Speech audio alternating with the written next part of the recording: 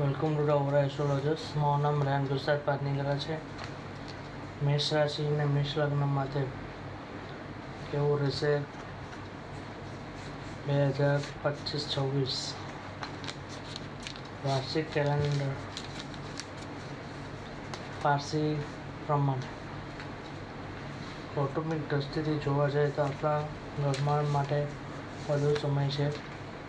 સાથે આપણે જોઈએ કે આપણું વર્ષ જે આપણે અહીંયા ચાલુ થયું છે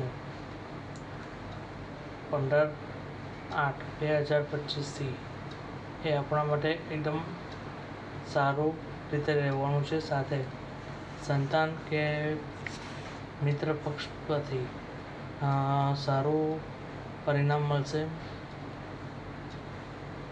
કોઈ વાતો કે કોઈ કરવું હોય તો વાયદો કરવો નહીં, તો બહુ પ્રોબ્લેમ થવાની સંભાવના રહે. કારણ કે કેતુ બી સાથે તમારે પરાક્રમ ભવનમાં છે ને સાથે ધન ભવનમાં ઓલરેડી સૂર્ય આવીને બેઠો હતો. જ્યારે સૂર્ય હતો તો ત્યારે લડાઈ ઝઘડા કે એના સંભાવના રહેવાની હતી. હવે ઓગસ્ટ મહિનામાંથી લઈને સપ્ટેમ્બર મહિનામાં જ્યારે સૂર્ય કેતુની યુતિ બનશે, સૂર્યગ્રહણ યોગ બને એટલે તમારે એમાં પ્રોબ્લેમ હોવાની પૂરેપૂરી સંભાવના રહેશે. એટલે તમારે એ વસ્તુનું ધ્યાન રાખવાનું કે ઘરમાં કલેશ ના થાય એનું થોડું ધ્યાન રાખવું પડશે.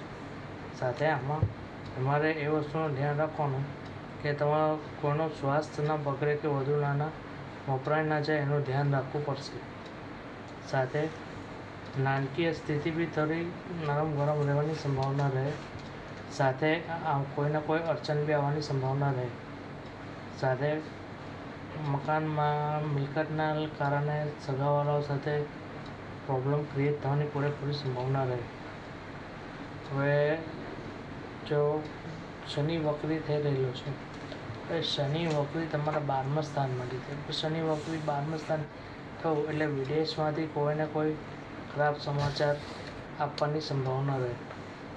સાથે કંઈક ઝડપી ફેરફાર થવાના બી સંભાવના રહે. ભાઈ બહેનો સાથે કોઈ ભણતા હોય તો એની પદ્ધતિનું થોડું ધ્યાન રાખવું પડે. કદાચ કંઈ એવું બી થઈ શકે છે કે અસમંજસની સ્થિતિ બી બની શકે. એવું થાય કે 1/6/2026 સુધી એમ લગ્ન કરવાના યોગ તો બનતા નથી. એટલે લગ્ન માટેનો કોઈ વિચાર કરતા હોય તો થોડું ધ્યાન સંભાળીને ચાલવું પડશે. સાથે એમાં એવું છે કે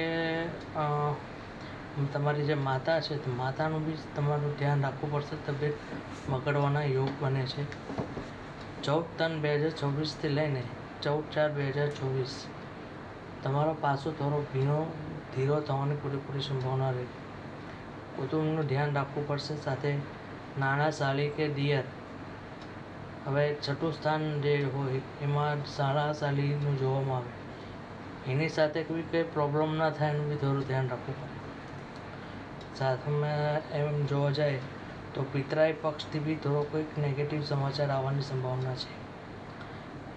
મે 2026થી લઈને 15મી જે ઓગસ્ટ છે, જે યર એન્ડિંગ છે, ત્યાં સુધી કૌટુંબિક સંબંધોની વાત નિર્ણય કોઈ બી લેવો હોય તો 4 માણસની સાથે બેસીને વાત કરીને તમારે સુલઝ કરવું પડે. કોઈ કોર્ટ કચેરીનો મામલો કે કંઈ એવું વખત ના આવે એનું ધ્યાન રાખવું પડે. એટલે ઓવરઓલ જોવા જાય તો મેષ રાશિ અને મેષ લગ્નના માટે વાર્ષિક કેલેન્ડર પ્રમાણે જે વર્ષ ફળ છે કૌટુંબિક દ્રષ્ટિથી થોડું નેગેટિવ કહી શકાય. એટલે ઓવરઓલ ઉપાય એમાં એ છે કે ગુરુનો ઉપાય કરવો જોઈએ, પોખરાજ. સાથે કોમ્બિનેશનમાં ચંદ્ર પહેરીને પેન્ડન્ટ પહેરી રાખવો, લાઈફ ટાઈમ પહેરવાનું છે.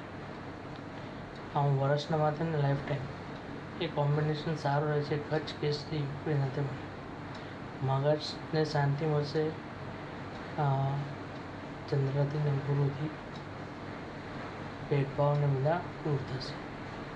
તો આ હતું મેષ રાશિ મેષ લગ્ન માટે કૌટુંબિક દ્રષ્ટિએ કેવું હશે. યુટ્યુબ ચેનલ અવરા એસ્ટ્રોલોજર જરૂર સબસ્ક્રાઈબ કરો. ફેસબુક ચેનલ બી મારી લાઈક કરો. લાઈક, કમેન્ટ અને શેર કરો. અને કોઈ તમારે પૂછવું હોય તો એના માટે કોન્ટેક્ટ નંબર છે 9327100550. Thank you.